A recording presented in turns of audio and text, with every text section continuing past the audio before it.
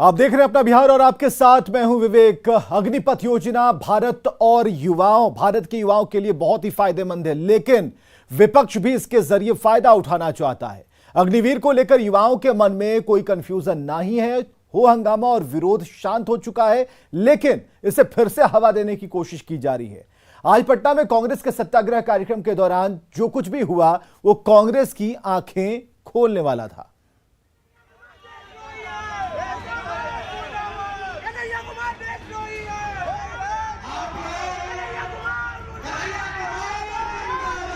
कन्हैया के खिलाफ देशद्रोही वाले नारों के बाद कांग्रेस के कार्यक्रम में क्या हुआ वो आपके सामने है।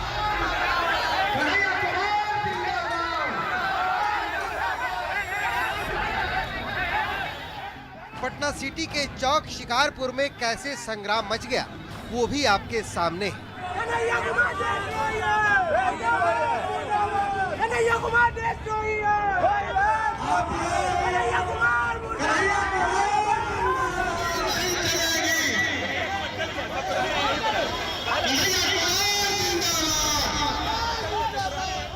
कांग्रेस कार्यकर्ता और कन्हैया का विरोध करने वाले युवाओं में जमकर हाथापाई और मारपीट हुई।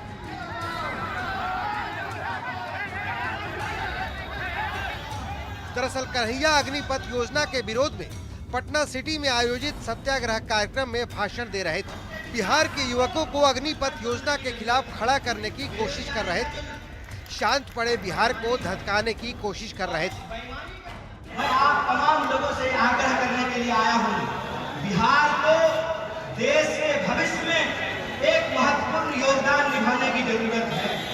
बिहार के लोगों को अपना जो उनका गौरव है उस गौरव को पुनः प्राप्त करने की जरूरत है। आप बैठ जाइए, आप लोग। अग्निपथ के खिलाफ कन्हैया का ये भाषण सत्याग्रह कार्यक्रम में मौजूद युवक पचा नहीं पाए। अग्निपथ के विरोध और समर्थन पर हो हंगामे के बीच कांग्रेस के कार्यक्रम में हंगामा ये बताता है कि अग्निपथ पर युवा क्या सोचते हैं, इसका अनुमान शायद कांग्रेस को अब तक नहीं है। पटना से न्यूज़ 18 के लिए रवि एस नारायण के साथ मनोज सिन्हा की रिपोर्ट। अग्निपथ योजना पर सभी कंफ्यूजन दूर कर दिए जाने के बाद भी विपक्ष नहीं मान रहा। विधानसभा के अंदर और बाहर विपक्ष ने जोरदार हंगामा किया। पहले योजना के विरोध में असामाजिक तत्वों ने सरकारी संपत्ति को स्वाहा किया। अब विपक्ष मॉनसून सत्र का कीमती समय बर्बाद कर रहा है। ऐसे में विपक्ष की मंशा पर सवाल खड़े हो रहे हैं।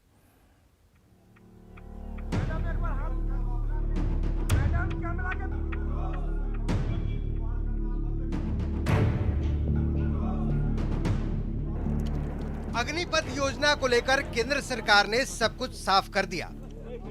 सेना ने हर सवाल का जवाब दे दिया है। संशय की स्थिति कोई बची नहीं है। छात्र भी सच्चाई जानने लगे हैं। फिर विपक्ष का ये हंगामा क्यों?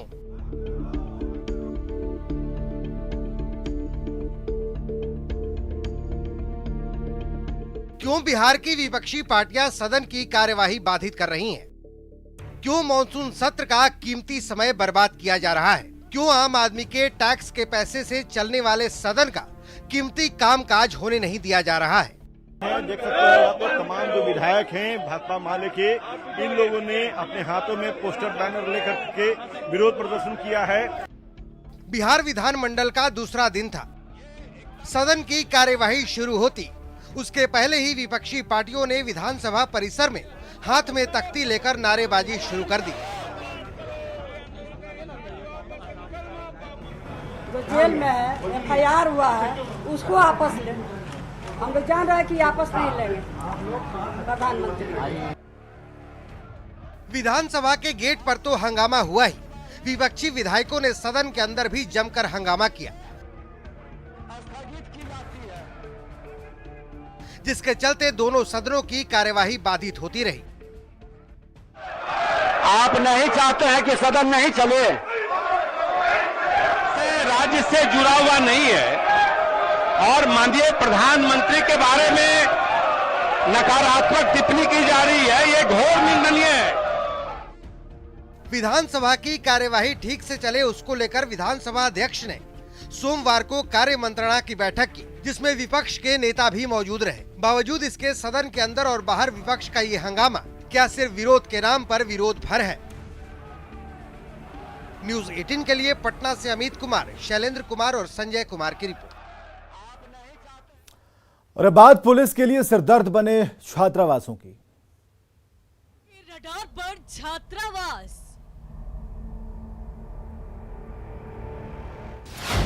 पुलिस के लिए सिरदर्द बने छात्रावास।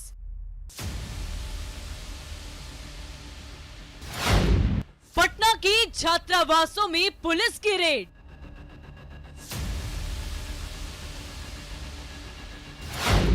पटेल छात्रावास में मिले बम बनाने के सामान।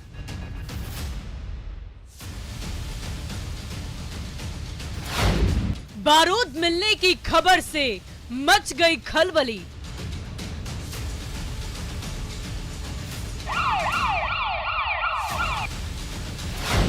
हॉस्टल पर असामाजिक तत्वों का कब्जा।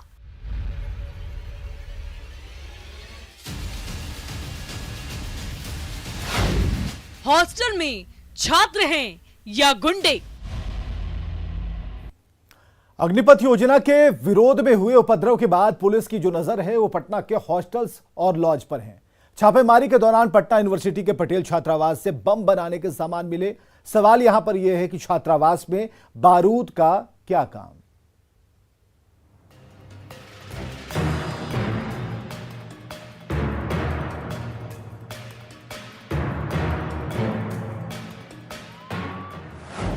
छात्रावास में छात्र हैं या गुंडे?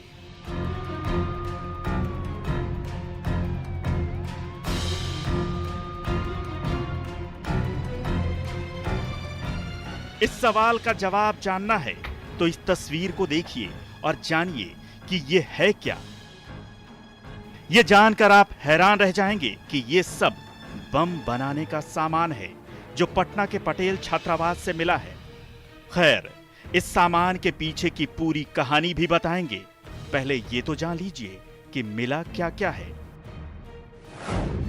स्टील के 7 डब्बे, प्लास्टिक के 2 टेप, तार लपेटे हुए 2 डब्बे, 550 ग्राम विस्फोटक और 200 ग्राम सुतली।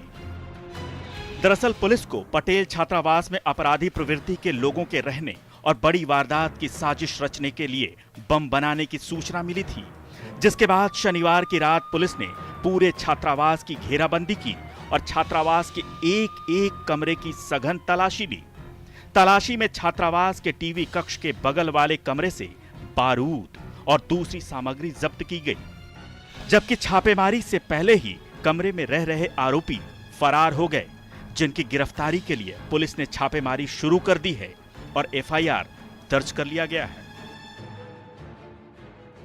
ऐसे ही कदमकुआं थाना क्षेत्र में 2 घटनाएं घटी थी पिछले महीने, जिसमें सैदपुर हॉस्टल के लोग आए थे। हमने पूर्व में भी सैदपुर हॉस्टल में रेड किया था और इस रेड में पटेल छात्रावास से कुछ सामान भी मिली है, कुछ सामग्रियां भी मिली है, जिसे जब्त किया गया है और एफआईआर दर्ज करके उसमें आगे कार्रवाई भी की जा रही है कि वो सामग्रियां किसने लाई और कहां से आया था। हालांकि छात्रावास में रहने वाले छात्रों का कहना है कि हॉस्टल में अवैध तरीके से जो छात्र रहते हैं उनकी वजह से बदनामी होती है। तो इसमें कहीं न कहीं स्थानीय प्रशासन इसके लिए दोषी है, जो समय समय पर अपना रूटीन वर्क फॉलो नहीं करते हैं। वो छात्रावास में जाकर के वैध और अवैध छात्रों के जांच नहीं करते हैं और कहीं न कहीं विश्वविद्यालय के कुलपति या छात्रावास अधीक्षक भी इसके लिए जिम्मेवार हैं, जो अवैध रूप से रह रहे छात्रों को जांच कर और बाहर नहीं करते हैं। पटना के ये कोई एक हॉस्टल की कहानी नहीं है। अधिकतर हॉस्टल गुंडागर्दी को लेकर पहले से बदनाम रहे हैं और तो और अग्निपथ योजना के विरोध में हुई आगजनी में भी छात्रावासों के छात्र संदेह के घेरे में हैं। तभी तो पुलिस ने पटेल छात्रावास के साथ साथ पटना विश्वविद्यालय के कई छात्रावासों में सर्च ऑपरेशन चलाया, जिसमें सैदपुर छात्रावास भी है। सवाल है कि पटना के छात्रावासों में छात्र हैं या गुंडे? क्या छात्रावासों पर असामाजिक तत्वों का कब्जा है? क्या असामाजिक तत्व छात्रों का इस्तेमाल कर रहे हैं? क्या अग्निपथ योजना के विरोध में इन्हीं छात्रों का हुआ इस्तेमाल? क्या स्टेशन और ट्रेनों में आगजनी के पीछे भी इन्हीं छात्रों का हाथ था? अग्निपथ योजना को लेकर आईबी के अलर्ट के बाद ये सवाल और ज्यादा मौजूद हो जाते हैं। न्यूज 18 के लिए पटना से संजय कुमार की रिपोर्ट। राजधानी पटना से खबर है, जहां माफिया ने सरकारी जमीन बेच दी। बिना वेरिफिकेशन के जमीन की रजिस्ट्री कर दी गई, वो भी वैसी जमीन की जो महादलित परिवारों के लिए आवंटित की गई थी। यह मामला पिछले साल अक्टूबर का है। करीब 9 महीने बाद इसका पता चला, तब जांच शुरू हुई और बड़ा खुलासा हुआ।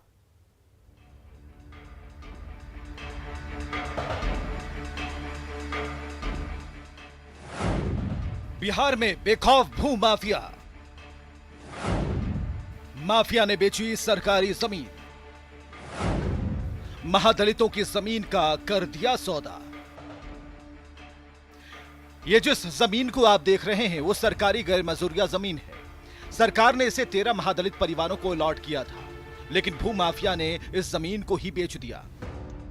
तो जो भू माफिया हैं उन्होंने इस जमीन को बेच दिया और सरकार की जो कहीं न कहीं जो महादलित को देने वाली जो योजना है, जमीन आवंटित करने वाली योजना है, उसमें जो है धांधली करने की कोशिश की।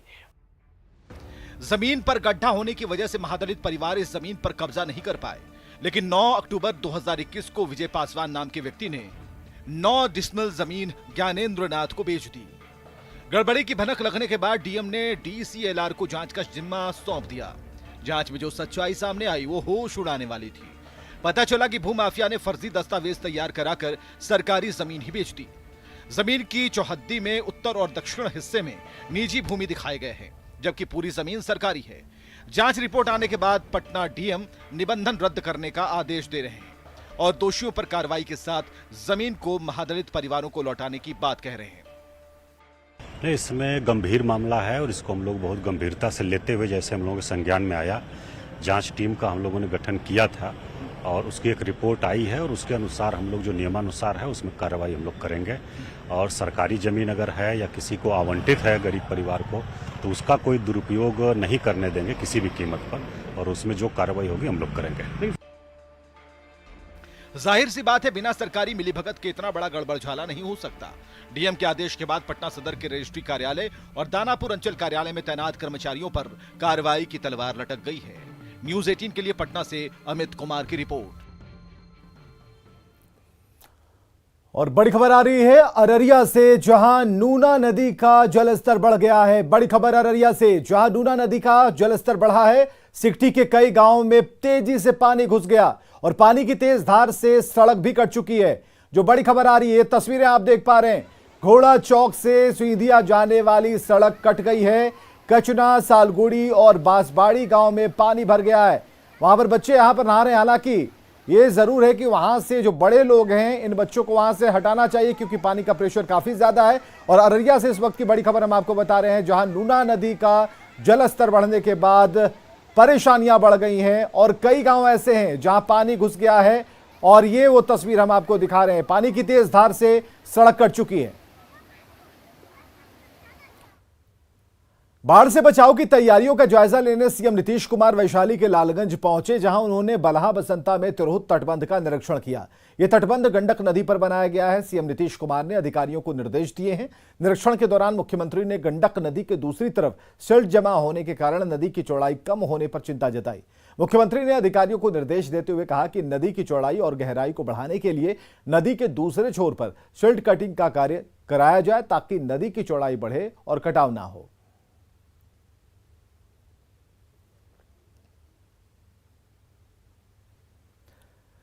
विधायकों के हित में सरकार ने बड़ा फैसला किया। अब विधायकों के लिए जिलों का विधानसभा क्षेत्रों में सरकार की ओर से कार्यालय की व्यवस्था की जाएगी। विधायकों की यह पुरानी मांग रही है कि उनके लिए भी जिलों में या फिर उनके विधानसभा क्षेत्रों में कार्यालय की व्यवस्था की जाए। विधानसभा अध्यक्ष विजय सिन्हा ने जब विधायकों के हित में ऐलान किया तो विधानसभा के विल में हंगामा कर रहे सभी विधायक अपनी अपनी जगहों पर जा बैठे। दरअसल विधानसभा में कार्य मंत्रणा की बैठक हुई, जिसमें आम सहमति बनी कि सभी विधायकों के लिए उनके प्रखंड कार्यालय और जिला समाहरणालय में बैठने के लिए कार्यालय उपलब्ध कराए जाएंगे। राज्य और राज्य की जनता के सतत विकास में हमारी सक्रिय भागीदारी भी रहती है। राज्य प्रशासन की विकासात्मक इकाइयों जैसे कि प्रखंड और जिले में सभी माननीय विधायक जन विकास जन सरोकार से निकट संपर्क में रह पाएं, इसके लिए प्रखंड कार्यालय तथा समाहरणालय में माननीय विधायकों के लिए एक कक्ष कर्मांकित किया जाना चाहिए, ताकि सभी माननीय विधायक जनता से, जनता के सतत विकास से सीधे और सक्रिय रूप से जुड़ने में समर्थ हो सके। इसके समर्थन में आप सभी हैं या नहीं हैं? एक बार खड़े हो जाइए तो सब लोग।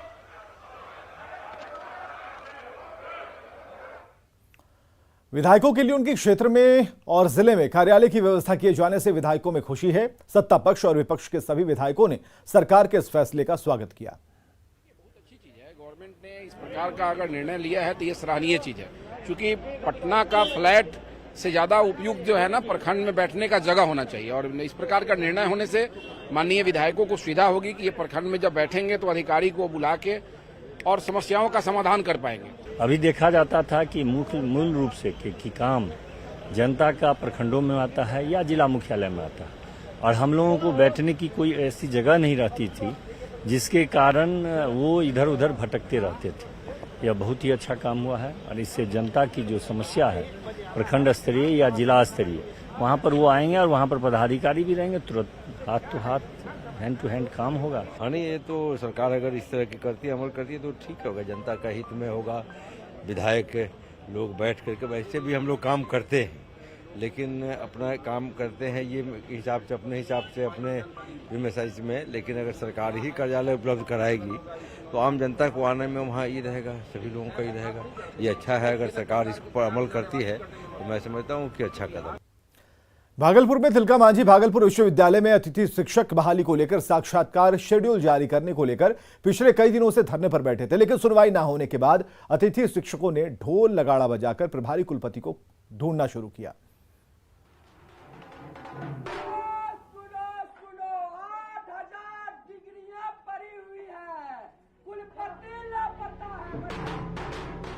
ढोल नगाड़ा बजाकर मुनादी करते इन लोगों को सुनो। ये तिलका मांझी भागलपुर विश्वविद्यालय के अतिथि शिक्षक अभ्यर्थी हैं। ये ढोल बजाकर अपने प्रभारी कुलपति डॉक्टर हनुमान पांडे को ढूंढ रहे हैं, लेकिन पांडे जी हैं कि मिलते ही नहीं। नगाड़ा बजवाकर हम लोग कुलपति को खोजने का काम किए, आखिर कुलपति है कहाँ, 6 महीने से नहीं आए हैं। तो अब इसे विडंबना कहिए या लाल फीताशाही, तिलका मांझी भागलपुर विश्वविद्यालय में पिछले 3 साल से अस्थायी कुलपति नहीं है। 6 महीने से प्रभारी कुलपति ने भी दर्शन नहीं दिया है। ऐसे में छात्र तो परेशान हैं ही, अतिथि शिक्षक और यूनिवर्सिटी के कर्मचारी भी परेशान हैं। विश्वविद्यालय के बाकी काम भी ठप पड़े हैं। बहाली के लिए साक्षात्कार शेड्यूल जारी करने की मांग को लेकर अतिथि शिक्षक अभ्यर्थी पिछले कई दिनों से धरने पर थे, लेकिन इनकी कोई सुन नहीं रहा। मजबूरन इन्होंने ढोल नगाड़ा बजाकर प्रभारी कुलपति को खोजा। अभ्यर्थी है अतिथि शिक्षक संघ का। आज 8 महीनों से पहले हम लोग आवेदन डाले, आज 8 महीना बाद कुलपति नहीं रहने के कारण बार बार यहाँ के प्रशासन के द्वारा यह मैसेज दिया जाता है कि कुलपति नहीं है, आप लोगों का शेड्यूल और साक्षात्कार नहीं लिया जा सकता है। अतिथि शिक्षक अभ्यर्थियों ने ढोल बजवा दी, मुनादी करवा दी, फिर भी प्रभारी कुलपति हनुमान पांडे दर्शन देते हैं या इन अतिथि शिक्षकों को हनुमान जी के भरोसे छोड़ देते हैं, ये देखना होगा। न्यूज़ 18 के लिए भागलपुर से आशीष रंजन की रिपोर्ट। और आगे देखिए जोहार झारखंड।